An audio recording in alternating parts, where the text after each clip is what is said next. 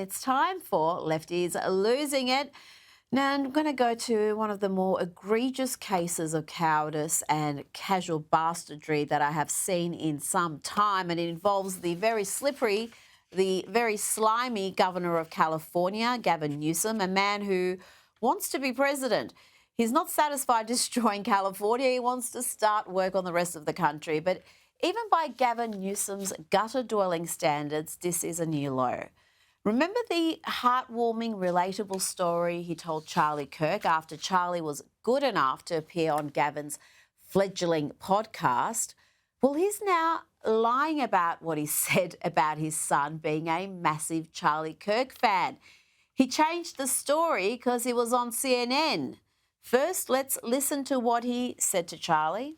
Last night, trying to put my son to bed, he's like, "No, Dad, what time? What time's Charlie going to be here? What time?" And I'm like, "Dude, you're in school tomorrow." He's 13. He's like, no. This morning, wakes up at 6 something. He's like, "I'm coming." I'm like, he literally would not leave the house. Did you let him take off school? No, he did. Of course not. He's not here for a good reason. But the point is, you canceled school for like 2 years. One day. The point is the point, which is you are making a damn dent. Thank you. Now, that's what he said earlier this year. And gosh, how quick-witted was Charlie. Quick as a flash, reminding Newsom about unnecessarily closing all those schools. Charlie did Gavin an enormous favour by agreeing to appear on his podcast. This is how Newsom repays him, by now walking back his comment that his son was a massive Charlie Kirk fan, because Gavin was on CNN and he knows all too well what that loopy audience thinks of conservatives, even the most friendly, joyful conservatives like Charlie. Listen carefully to Newsom here. What a snake. So that's your son, obviously a fan of Charlie Kirk. What was the conversation like between you and your son after Charlie Kirk was assassinated? Well, he called me, I don't know how he got a phone, but he called me from school that day, really alarmed, and all his friends were around the phone that wanted me to somehow express or understand what was going on. He wanted to know if he was dead. He wasn't a fan of him as much as he was familiar with him. And it was very revelatory for me because he's also out there. My son is 11, 12 years old. He's sitting there talking to me about not just Charlie Kirk, but folks like Andrew Tate. And he's, sort of beyond Joe Rogan, in many ways, sort of Facebook in so many respects of sort of this novelty of the pod, manosphere, et cetera. He wasn't a fan. He was just familiar, really. What a detestable scrote. This man can't even remember how old his son is. He got it right back in March when he told Charlie he was 13. Now on CNN, he's claiming he's 11 or 12. He's aging backwards, Gavin. Your son is 14 now, by the way. Hunter is 14. Write it down somewhere so you don't forget. Really, though, what a weak character that he would seek to alter his own story about his son's admiration for Charlie Kirk. Just a snake. But Gavin Newsom is a saint compared to this next woman, Jennifer Welch. May just be the most hideous person on American TV, and that's saying something. A hideous, bitter, crazy, far-left conspiracy theorist loser who only appeals to fellow awfuls. That's affluent white female lefties who have lost any semblance of rationality, any semblance of decency too, it seems. So much so that they are comfortable saying stuff like this out loud. And you think people are waking up only in New York City? You're mistaken. Look at this clip of a wine mom at the No Kings March. Play the clip. Whatever his name was? Charlie Kirk, ma'am? Yeah, him is horrible. Horrible. Charlie Kirk is horrible? Yes, I'm glad he's not here. You're glad he's dead? Yes. Why would you say something like that, ma'am? Because he was horrible on the campuses, the college campuses. Horrible person. You know what? I do the exact same thing. Well, would you be glad if I would die? Maybe.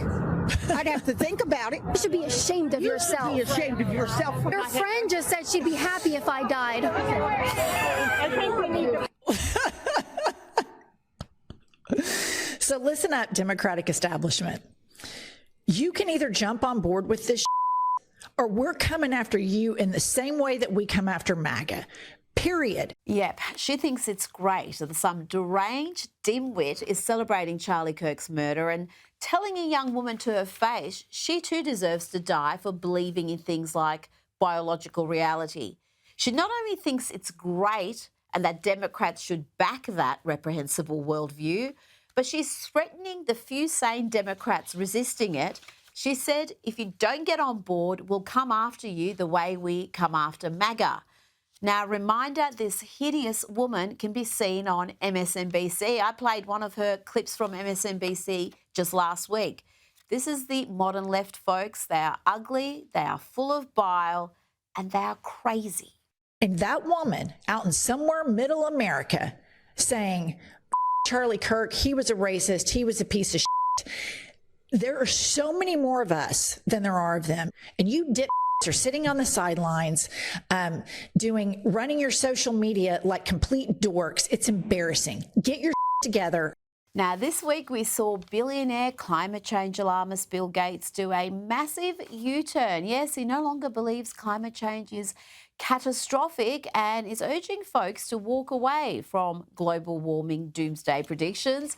And it seems he is not alone. Let's check in with CNN polling expert Harry Enton, who explains that most Americans never bought the climate scaremongering.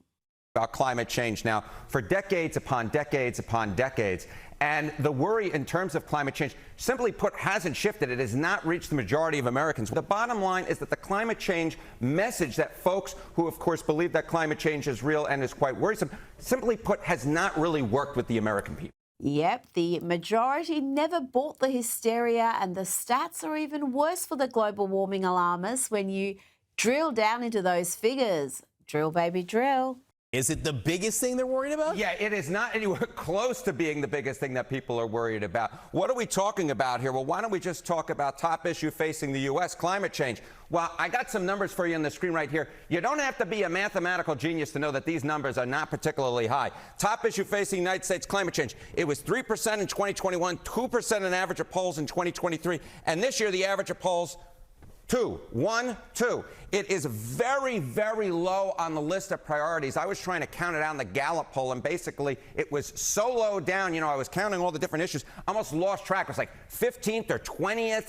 It was just very, very low down. So the bottom line is not only are we seeing that the number has not really moved over the last 36 years, but in terms of being the top issue, it simply put has not broken through.